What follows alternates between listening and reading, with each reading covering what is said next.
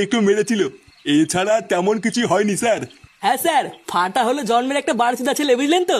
মানে সারাদিন শুধু জ্বালিয়ে খায়। আমার তো মাঝে মাঝে মনে হয় একটু হালকা করে কেলিয়ে দিই। গানে দম থাকলে কেলিয়ে দেখ না তোর সাটা কেমন ভাঙি। এ কি থানার ভিতরে এসব কি ভাষা? আপনারা ভোদারবাল জানতো, যান এখান থেকে। কি জান মানে? লেওরা সকাল থেকে আমার নাতিকে খুঁজে পাওয়া যাচ্ছে না, আর আপনি চোদনা বলছেন চলে যান। না, রাত বিরেতে তো মহাজালায় পড়লাম, এবার কি করা যায়? আচ্ছা, আপনারা রিপোর্ট লিখিয়ে আপনার নাতির একটা ছবি দিয়ে যান, আর বাকিটা আমরা ইনভেস্টিগেশন করে দেখছি। দেখছি মানে বাড়া আমার ছেলেকে খুঁজে দিতেই হবে।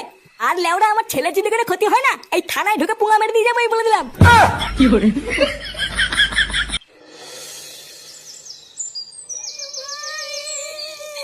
আমার ফাটা শোনা।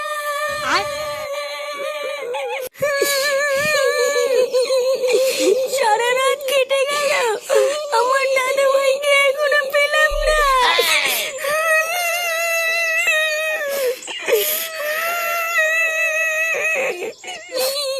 কই গো, তুমি আমার ফাটাকে আমার কাছে নিয়ে এসো, আমি কিছু জানি না।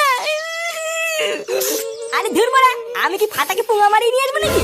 লেওরা এমন ভাব করছে জানো আমি ওকে কোথাও কি রেখে এসেছি। ফুটো, দেখতিস তো বৌমার কি অবস্থা। যা বলছে বলুক, তুই চুপ করে থাক। দেখো বৌমা, তুমি অত ভেঙে পড়ো না, বুঝলা?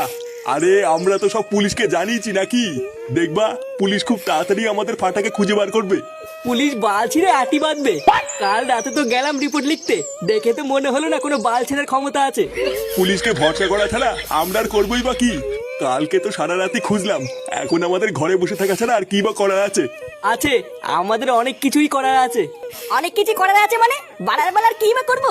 ভোদা কালকে সারা রাত না ঘুমিয়ে শুধু গার ফাটিয়ে খুঁজে বেরিয়েছি। আর লেওরা এখন বেলা বাজে 11টা, এখনো পেটে কিছু বললো না। এইভাবে কি বাল ছিঁড়ে কিছু করবো নাকি? দাদু, ও দাদু।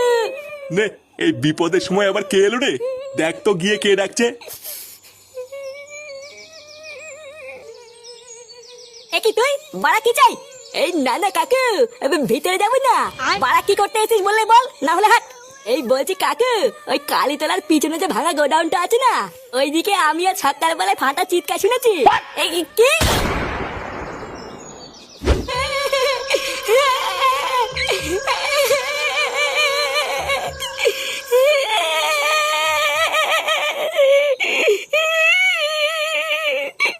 এ পটলা, হ্যাঁ গুরু। এই সোদনার বাড়িতে খবর পাঠাইছিস? হ্যাঁ, 10 লাখ টাকা চেয়েছি, কিন্তু এখনো পর্যন্ত কোনো খবর আসেনি। বাড়া বলছিলিস তো আজ সকালের মধ্যে টাকা না দিলে লাশ ফেলে দেবো। হ্যাঁ গুরু, তুমি যা যা বলেছিলে সেইভাবেই খবর পাঠিয়েছি। ও, এখনো যখন কোনো খবর আসে নাই, তার মানে ওরা ভাবছে আমরা ওদের সাথে